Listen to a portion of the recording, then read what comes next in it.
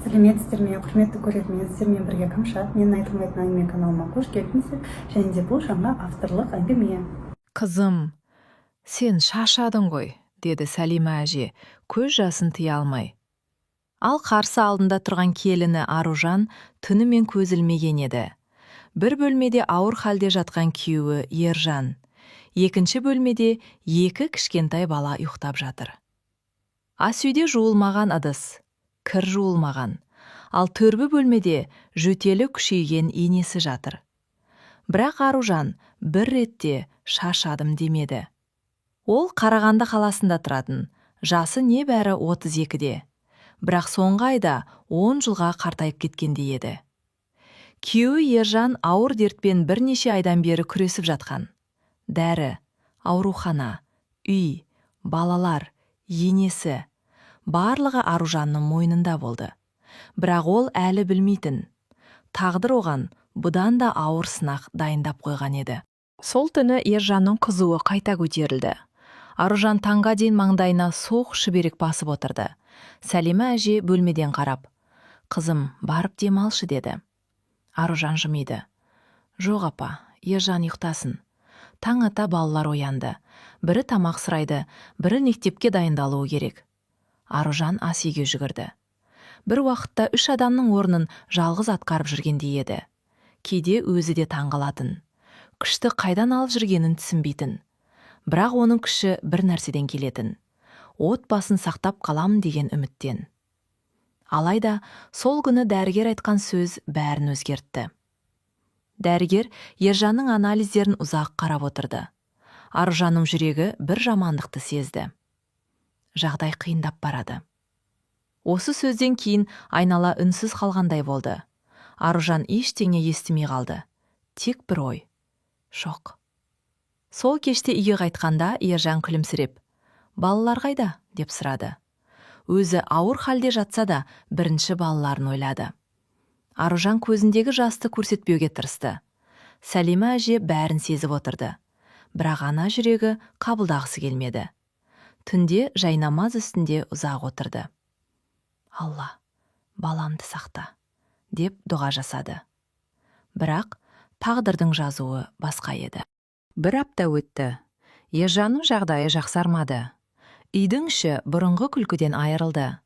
Балалар да тынышталып кеткен. Кішкентай қызы Әмина күнде, «Әке, қашан жазылады?» деп сұрайтын. Аружан әр жолы күліп, «Жақында қызым» дейтін. Бірақ өзі түнде жастыққа бетін басып жылайтын. Сәлима әже де бәрін түсініп жүр. Бір күні ол келінін жанына шақырды. «Қызым, шаршап кеттің ғой». Аружан басын шайқады. «Жоқ апа, маған өтірік айтпа». Аружан үндемеді. Өйткені расында шаршаған. Бірақ кейде адам өзінен емес, жақсы көретін адамдарынан күш алады. Ал Аружан әлі үмітін үзбеген еді. Сол түні Ержан Аружанды жанына шақырды. Даусы әлсіз шықты. «Балалар ұйықтады ма?» «Иә». Ержан біраз үнсіз жатты. «Аружан, егер мен...» Аружан бірден тоқтатты. «Ондай сөз айтпа». Ержан күлімсіреді. «Тыңдашы», көзінде жас тұрды. «Анашымды жалғыз қалдырма». Осы сөзден кейін Аружан қатып қалды. Ержан бәрін сезген еді. Ол әйеліне емес, анасына алаңдады. Себебі Сәлима әженің Ержаннан басқа ешкімі жоқ еді. Аружан көз жасын жасырып, «Аман шығасын» деді. Бірақ сол түні үйдің қабырғасы да мұңайып тұрғандай еді. Таң ата телефон шырылдады. Ауруханадан еді. Аружанның қолы дірілдеп кетті. Ол бәрін жүрегімен сезді. Бірнеше сағаттан кейін бүкіл үй қара жамылды. Сәлима әже үнсіз отырды. Бір тамшы жас шықпады. Тек Ержанның суретіне қарап қалды. Аружан екі баласын құшақтап жылады. Ол жесір қалғанын емес, балаларының әкесіз қалғанын ойлап жылады. Кешке үй босап қалды. Қонақтар тарады. Үйде тек үнсіздік қалды. Сол түні Сәлима әже алғаш рет, «Менің балам кетті», деп дауыстап жылады. Ал Аружан қасына келіп, «Апа, сіз жалғыз емессіз», деді. Сол кезде өзі де білмеді. Бұл сөз кейін өз тағдырын өзгертетінін. Арадай өтті. Аружан қайта өмірге оралуға тырысты, бірақ оңай емес еді. Балалар, үй, қарыз, ене, барлығы мойнында. Таңертең балаларды мектепке апарады, кешке үй жинайды. Түнде Ержанның суретіне қарап үнсіз отырады. Бір күні Сәлима әже: «Қызым, ауылыңа кет, жассың ғой», деді. Аружан бірден: «Апа, сізді қайда тастаймын?» деді. Сәлима әже көзін төмен түсірді. Өйткені мұндай жауап күтпеген. Қазіргі заманда көп адам өз өмірін ойлайды, ал келіні кетпей қалды. Сол күннен бастап Сәлима әже келініне басқаша қарай бастады. Күндердің бір күні Сәлима әже өзін жайсыз сезінді. Алғашында ешкімге айтпады, бірақ жөтелі күшейді, басы айналды. Бір күні ас үйде отырып құлап қалды. Аружан жүгіріп келді. «Апа, жедел жәрдем келді». Дәрігер ұзақ қарап: «Ем керек, күтім керек», деді. Аружан үндемеді. Тағы сынақ, тағы ауыр күндер. Сол түні үйге келген соң балалар ұйықтап қалды. Ал Аружан ас үйде жалғыз отырды. Бір кезде көзі Ержанның суретіне түсті. Сосын жай ғана: «Уәдемді орындаймын», деді. Өйткені Ержанның соңғы өтініші әлі есінде еді. Енді бәрі қиындай түсті. Таңертең балалар, күндіз дәрі, кешке енесінің күтімі. Түнде кір, ұйқы жоқ, демалыс жоқ. Бір күні көршісі: «Қызым, қарттар үйіне берсеңші», деді. Аружан бірден: «Жоқ», даусы қатты шықты. Өзі де таң қалды. «Ол менің енем ғана емес, ол Ержанның анасы». Сол түні Сәлима әже бәрін естіп жатты. Көзінен жас шықты. Өйткені өз баласындай қарайтын келін сирек кездеседі. Сәлима әже күннен күнге әлсіреп бара жатты. Бір күні Аружан дәрісін беріп отырғанда: «Қызым, иә апа, неге кетпедің?» Аружан жымиып: «Өйткені сіз отбасысыз». Сәлима әже жылады. Сол сәтте жүрегіндегі қорқыныш азайды. Өйткені жалғыз қалмайтынын түсінді. Ал Аружанның алдында әлі талай қиын күндер тұрған еді. Сол күннен кейін Аружанның өмірі тағы өзгерді. Бұрын ол Ержан үшін күрессе, енді Сәлима әже үшін күрестады. Таңертең ерте тұрып, балаларға таңғы ас дайындайды. Әмина мен Нұрасылды мектепке апарады. Үйге келіп, енесінің дәрісін береді, сорпа қайнатады, киімін ауыстырады. Кешке балалардың сабағын қарайды. Түнде бәрі ұйықтағанда ғана өзі жылап алатын, бірақ ешкімге көрсетпейтін. Сәлима әже кейде келініне қарап іштей ұялатын. Өз қызым болса да бұлай қарай ма еді деп ойлайтын. Бір күні ол әлсіз дауыспен: «Қызым, мен саған жүк болдым ғой», деді. Аружан қолын ұстап: «Апа, олай айтпаңыз, сіз бізге керексіз», деді.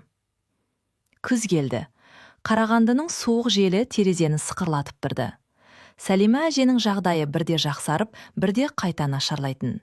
Дәрігерлер сабыр керек деді. Бірақ сабыр айтуға оңай, көтеруге ауыр еді. Аружан бір күні дәріханаға ақша жеткізе алмай қалды. Қалтасында аз ғана тиын. Үйде балаларға нан алу керек, енесіне дәрі алу керек. Ол ұзақ ойланып тұрды да, өзіне керек жылы күртешені алмай дәріні алды. Үйге келгенде Сәлима әже бәрін сезді. «Қызым, сен өзіңді де ойла», деді. Аружан күлімсіреді. «Мен жақсы болсам, сіздер де жақсы боласыздар». Сол сөзден кейін Сәлима әженің көзіне жас келді. Күндердің бірінде ауылдан Ержанның ағайындары келді. Олар дастархан басында отырып әртүрлі сөз айтты. Бірі Аружанды мақтады, бірі аяды, ал бірі: «Жас керін ғой, ертең өз өмірін ойлап кетер», деді. Бұл сөз Сәлима әженің жүрегіне ауыр тиді. Ол әлсіз болса да басын көтерді. «Менің келінім ешқайда кетпейді, ол менің қызымдай», деді. Бөлме іші тып-тыныш болып қалды. Аружан ас үйде шай құйып жүріп, бұл сөзді естіп қалды. Көзінен жас шығып кетті. Бұрын Сәлима әже оны жай ғана келін деп қарайтын, ал бүгін алғаш рет қызым деді. Сол бір ауыз сөз Аружанға үлкен күш берді. Сол түні Сәлима әженің қызуы көтеріліп кетті. Аружан қорқып, жедел жәрдем шақырды. Балалар оянып, жылап қалды. Нұрасыл, әжем өліп қалмай ма деп сұрады. Аружан оны құшақтап, жоқ балам, әжең мықты деді. Бірақ өзінің жүрегі дірілдеп тұрды. Ауруханаға жеткенде дәрігерлер Сәлима әжені бірден тексеруге алып кетті. Аружан дәлізде жалғыз отырды. Ержан қайтыс болған күн есіне түсіп, денесі мұздап кетті. Тағы бір адамды жоғалтсам, қалай өмір сүремін деп ойлады. Таңға жақын бәрігер шықты. Жағдай ауыр, бірақ үміт бар деді. Аружан сол үмітке жабысты. Аружан ауруханда Сәлима әженің жанынан кетпеді. Күндіз балаларға барып тамақ дайындап, қайта ауруханаға келетін. Көршісі Айгүл кейде балаларға қарап көмектесті. Бір күні Сәлима әже көзін ашып, «Қызым, үйге бар. Балаларың жалғыз қалды ғой», деді. Аружан жымиып, «Балалар аман, қазір сізге мен керекпін», деді. Сәлима әже әлсіз қолымен келіннің қолын қысты. «Ержан сені бекер таңдамаған екен», деді. Осы сөз Аружанның жүрегін елжіретті. Ол Ержанды қатты сағынды. Бірақ дәл сол сәтте оның аманатын орындап жүргенін түсінді. Енесін тастамай, отбасын сақтап жүреді. Арада 2 апта өтті. Сәлима әженің беті бері қарай бастады. Дәрігерлер, күтім жақсы болса, үйге шығаруға болады, деді. Аружан алғаш рет жеңіл дем алды. Үйге қайтатын күні балалар есік алдында күтіп тұрды. Әмина жүгіріп келіп, «Әже, сіз келдіңіз бе?» деп құшақтады. Сәлима әже жылап жіберді. Бұрын немерлерін еркелететін күш жоқ еді. Енді солар үшін өмір сүргісі келді.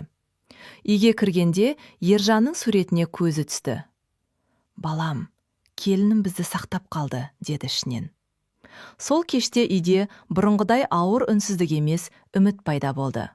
Аружан көптен бері бірінші рет тыныш ұйықтады. Үйге келген соң Сәлима әже бірден тұрып кете алмады. Бірақ күн сайын аз-аздан қимылдай бастады. Аружан оған сорпа беріп жаттығуын жасатты. Балалар да көмектесті. Нұрасыл су әкелді. Әмина әжесінің орамалын түседі. Бір күні Сәлима әже төсектен тұрып терезе алдына өзі барды. «Қарашы, күн шығыпты», деді. Аружан қуанып кетті. Бұл кішкентай қадам үлкен жеңіс сияқты еді. Сәлима әже келініне қарап, «Қызым, сен мені өмірге қайта әкелдің», деді. Аружан басын шайқады. «Жоқ апа, сіз өзіңіз мықтысыз». Бірақ екеуі де білді. Бұл жеңіс мейірімнің, сабырдың, адалдықтың арқасы еді. Қыс аяқталып көктем жақындады. Сәлима әже бұрынғыдан әлдеқайда жақсы болды. Енді ас үйге кіріп шай қойып жүретін. Бір күні Аружан жұмыстан хабарлама алды. Бұрын істеген балабақшада бос орын бар екен. Бірақ ол 2 ойлы болды. Балаларды енесін тастап қалай жұмысқа шығады? Кешке бұл туралы Сәлима әжеге айтты. Әже бірден, «Бар қызым, сен де өмір сүруің керек», деді. Ал үй, балалар? Мен қараймын. Құдайға шүкір аяққа тұрдым. Енді мен саған көмектесемін.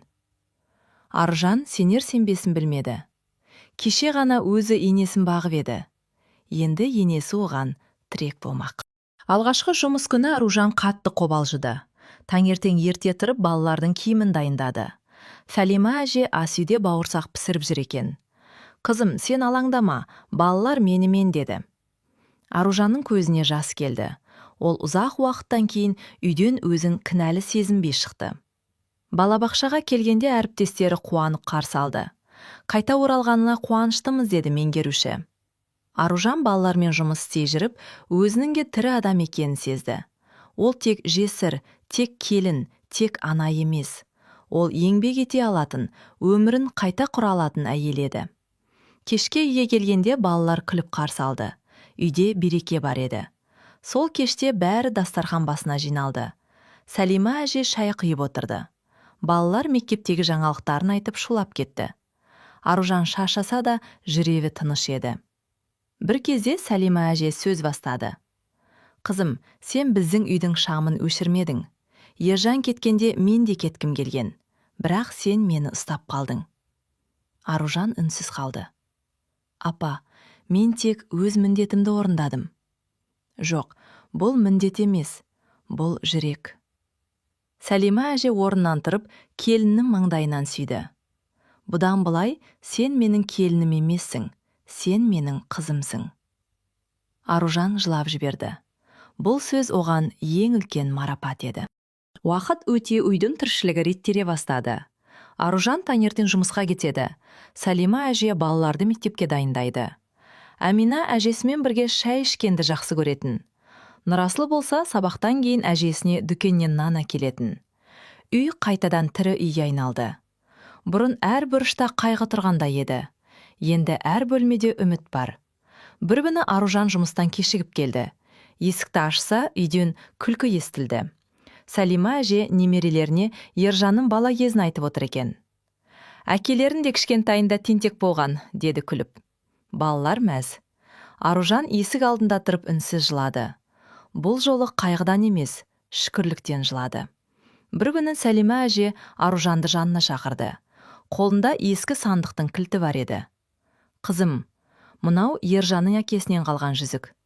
Мен оны өз қызымдай көрген адамға берем деп сақтап жүредім, деді. Аружан абдырап қалды. Апа, керек емес. Жоқ, керек. Бұл алтын үшін емес. Бұл сенің осы шаңырақтағы орның үшін. Сәлима әже жүзікті оның алақанына салды.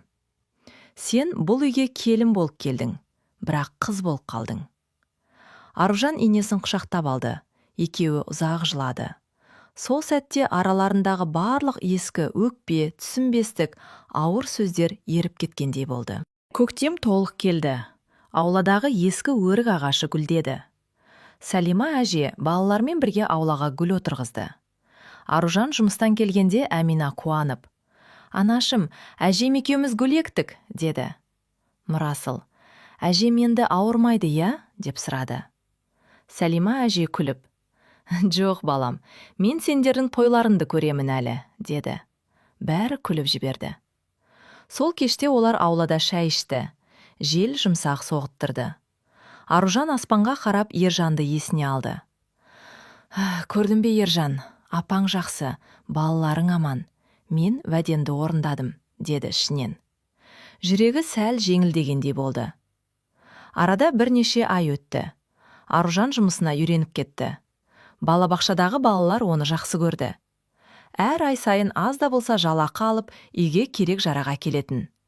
Сәлима әже де бос отырмай, көрші апалармен құрт жасап, тапсырыс ала бастады. Үйдің жағдайы ақырындап түзеле бастады. Бір күні Аружан жаңа перде сатып әкелді.